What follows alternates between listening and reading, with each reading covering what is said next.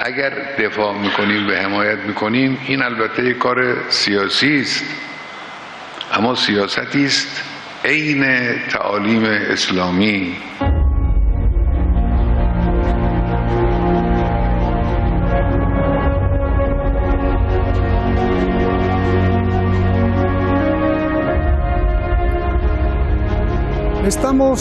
Estamos en la temporada en que los musulmanes hacen su peregrinación anual.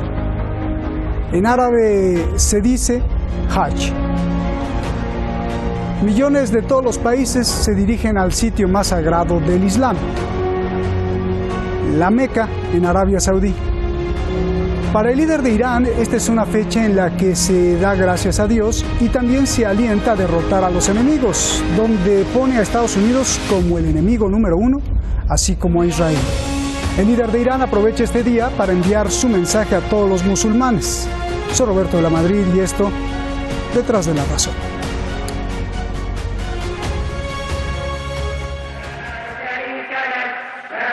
El ayatolá Sayyed Ali Jamenei, líder de la Revolución Islámica de Irán, con motivo de la peregrinación anual a la Meca, pidió que todos los musulmanes del mundo se organicen y se unan contra el enemigo, que es Estados Unidos y sus aliados. Un gran logro vital del Hajj que no sería posible ni aún con cientos de reuniones ordinarias es el intercambio de saberes y de bienes entre gente de países y regiones diferentes. Alejados unos de otros, la difusión general de información, experiencias y noticias sobre la situación en que se encuentran unos y otros, el esclarecimiento de malentendidos, el acercamiento de los corazones y la posibilidad de aunar capacidades para hacer frente a los enemigos comunes. Su mensaje fue leído en la peregrinación.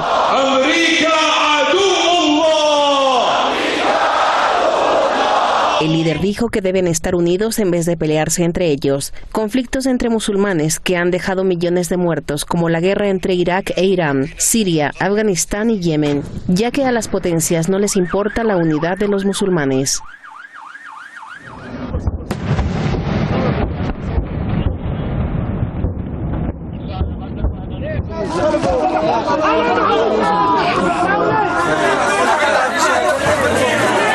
Los países musulmanes tienen en su poder la mitad de las reservas probadas de petróleo del mundo. En la lista de las mayores naciones petroleras del mundo, 6 son musulmanas. El líder iraní acusó a Estados Unidos y a Israel de atacar uno de los principales temas del mundo musulmán, la causa palestina. En Palestina se ha cometido la mayor injusticia de los últimos siglos. En ese doloroso proceso se han apropiado de cuanto posee una nación, su tierra, sus casas, sus fincas y propiedades, su honor y su identidad. La artimaña del acuerdo del siglo que están preparando el tiránico Estados Unidos y sus traicioneros colaboradores es un crimen contra la sociedad humana, no solo contra la nación palestina. Nosotros llamamos al mundo entero a actuar para hacer que fracase esa engañosa treta del enemigo.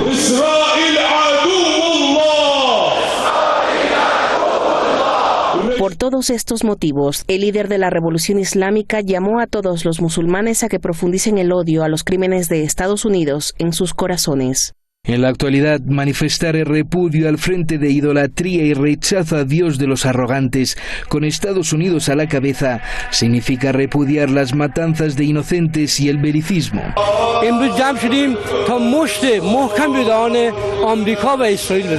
ما به امر رهبر آمده ایم تا بگیم مرگ بر آمریکا، مرگ بر اسرائیل و حج عبادی نیست، حج عبادی و سیاسی است.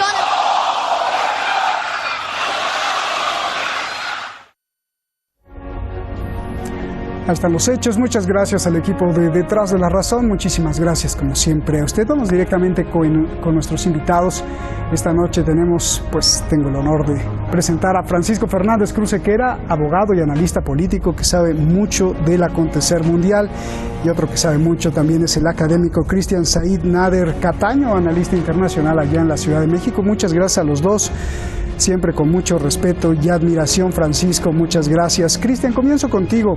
¿Qué significado tiene que en un evento sagrado se repudie a Estados Unidos? Bueno, muy profundo, porque Estados Unidos, y bueno, también desde el siglo XVIII el Imperio Británico, han sido los factores externos que más han sembrado la división en la UMA, la Comunidad Mundial de los Fieles del Islam. Ellos han sido quienes han modificado totalmente las conexiones y han acentuado las diferencias entre las naciones islámicas distintas, ¿no? Y han llevado estos conflictos sosteniendo a distintos regímenes que buscan, digamos, acentuar estas divisiones, ya sea ideológicas o teológicas, en cuanto a las distintas formas del Islam. Llámese, por ejemplo, el chiismo o el sunismo, ¿no? Es Estados Unidos quien, por ejemplo, desde 1953 ha asediado Irán junto con Gran Bretaña, quien instala una dinastía como la de Reza Pahlavi, totalmente antagónica al bienestar del pueblo, incluso al clero chií.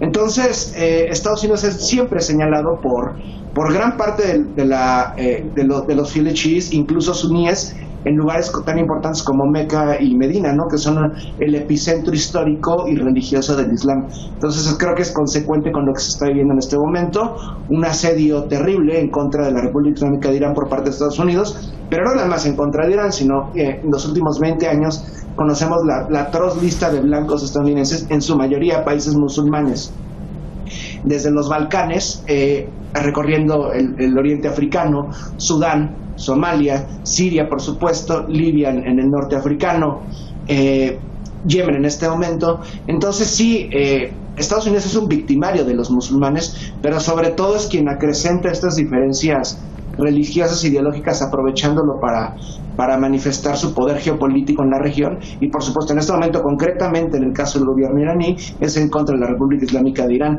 incluso llevando esto fuera del aspecto religioso, en el aspecto lingüístico y étnico. Francisco, ¿qué significa que en el evento masivo más espiritual de los musulmanes se menciona a Estados Unidos como el enemigo? Pues un saludo para ti, Roberto, para Gracias. Tu audiencia y para el contertulio del programa de hoy.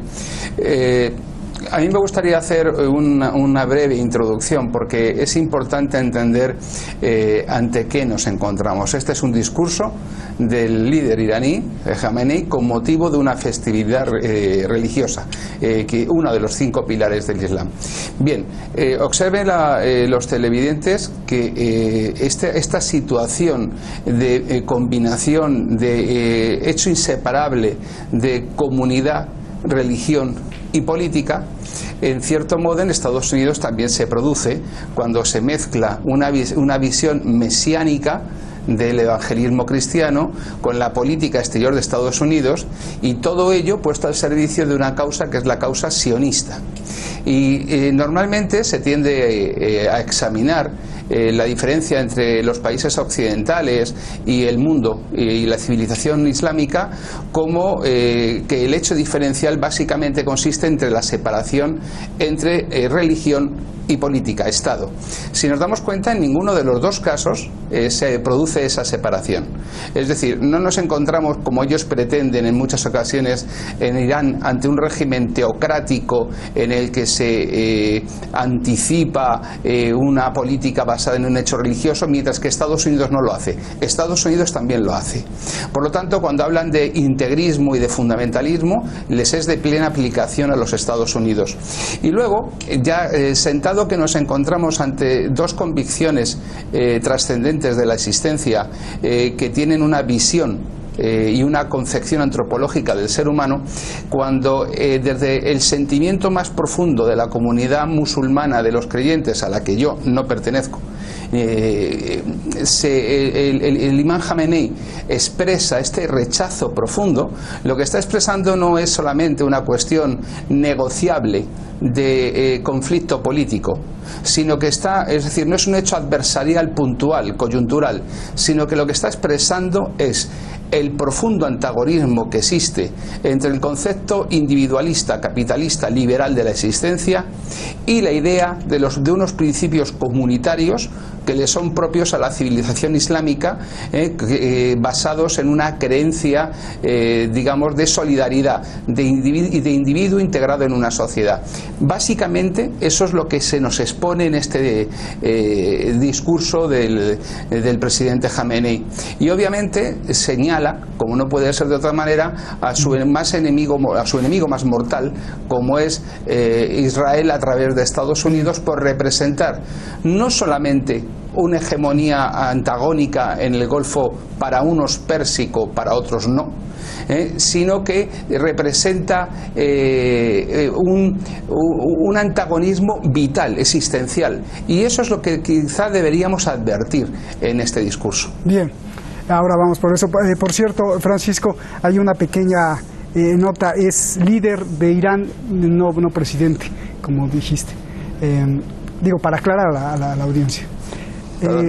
Cristian, ¿a qué se debe lo mismo el mensaje del líder, pero que mencione ahora a Israel como enemigo del Islam? Bueno, Israel como parte indispensable para el imperialismo estadounidense, recordemos que es un ente colonial, y creo que lo que ha hecho Israel desde mediados del siglo XX con el establecimiento del ente sionista ha acabado con una nación islámica como ha sido Palestina, como lo decía el comunicado, tomando las propiedades de los palestinos, pisoteando sus derechos, expulsándolos de su tierra, y es como el ejemplo perfecto para mostrar esta agresión por parte de una potencia antagónica, nuevamente primero vía Gran Bretaña y posteriormente vía Estados Unidos, en contra de Dar al-Islam, que es la comunidad islámica, digamos, global, la UMA. Entonces es el ejemplo como prototípico que siempre se puede citar. Vean lo que han hecho Palestina, y también creo que también muy enfocado en ver el papel que tiene en este momento la petromonarquía saudí, concretamente el príncipe heredero Mohammed bin Salman Abdulaziz Al Saud, en contra de la misma comunidad islámica, siendo Palestina, y cuidado, atentos, que no es una sociedad chií, en su mayoría son suníes.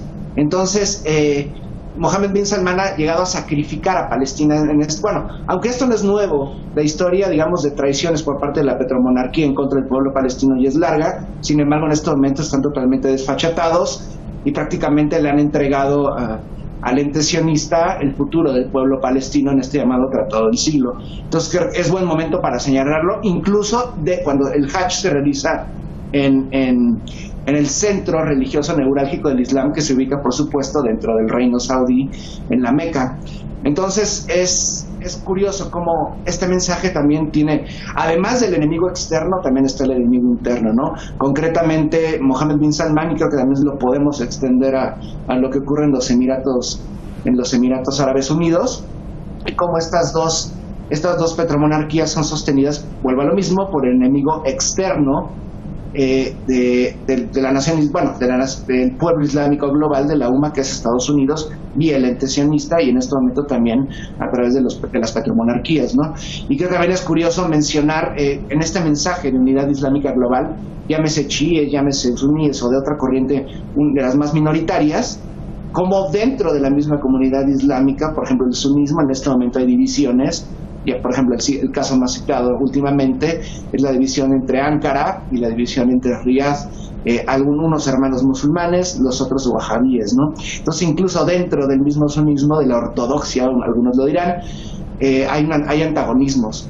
Entonces, lo que manda este mensaje, más allá de su intención, obviamente, de unidad global, que es muy parecido a lo que ocurre, por ejemplo, en la ecumene cristiana de la cristiandad, no siempre se busca esta unidad, pero por los acontecimientos y procesos a lo largo de la historia esto ha sido imposible. Es como un reflejo global de la unidad, pues, del ser humano, ya, a pesar de sus diferencias, llámese religiosas, ideológicas, incluso étnicas y lingüísticas, buscar esta unidad, pero también es justo señalar a quienes son los culpables de este decaimiento, entre comillas, abro comillas, porque así lo mencionan dentro del mismo Academia Occidental, de las instituciones religiosas islámicas. Siempre están señalando y metiendo el dedo en la llaga, intentando mostrar, ya ven cómo en el Islam no hay esta división de secularismo un ámbito secular como hay en el mundo occidental, en el mundo cristiano, pero ya no aferrado a ese cristianismo, porque lo que ocurre en el Islam es que no hay esa división, digamos, tan precisa. El Islam es muy político, a diferencia del cristianismo,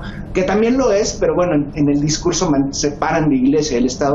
En el Islam no. El Islam, a pesar de que es un movimiento religioso, la política está en todo momento, y la discusión de la política está entre la ciudadanía, el hombre común, hasta los grandes monarcas, ¿no? Bien. Entonces siempre está este carácter. Sí, y también Israel, no solo como enemigo del Islam, también me acuerdo que ha quemado iglesias de cristianos ahí en los territorios ocupados y bueno. Francisco, ¿por qué el mensaje del líder acusa a Israel de limpieza étnica, infanticidio, racismo, de nazismo como Hitler? ¿Por qué? Hombre, parece obvio que más allá de del uso de palabras que a día de hoy ya no significan nada y de la reducción a Hitler, el reducir a Hitler todo lo que hay que no te gusta, más allá de eso, lo que sí es un hecho incontestable es que nunca ha existido una maquinaria industrial de exterminio hecha pública como está existiendo con Israel. Cuando se acusa a otros regímenes políticos a lo largo de la historia de establecer sistemas de exterminio, bien sea en el caso de Turquía con los armenios, bien sea en el sistema soviético con los Gulag, jamás se ha hecho públicamente con cámaras y televisión. Israel ha hecho un gran campo de exterminio de lo que es el territorio de Gaza y no tiene ningún reparo en vestirse todavía como víctima día tras día a través de los medios de comunicación que controla.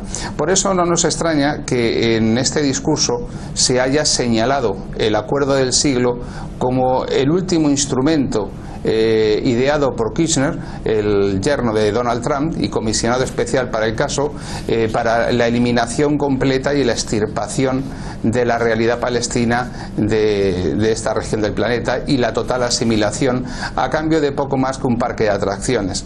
Y luego también quería destacar, a continuación de lo que ha dicho mi contertulio en este programa, que es el papel traidor. Cuando dice que se denuncia en el discurso el papel que está jugando la Casa de Saud en todo esto como un enemigo interior de la comunidad musulmana, no puede ser más cierto, porque lo que sí es verdad es que la Casa de Saud y Arabia Saudí ha vendido su posición dentro del mundo islámico a cambio del reconocimiento económico de Estados Unidos a sus negocios, y directamente se ha convertido cada vez más en una casa realmente débil y en una posición que está cada día más puesta en entredicho por las propias disputas internas. Pero esas disputas internas vienen precisamente por una traición que va más allá de lo estrictamente nacional para entrar casi en una traición a nivel de civilización.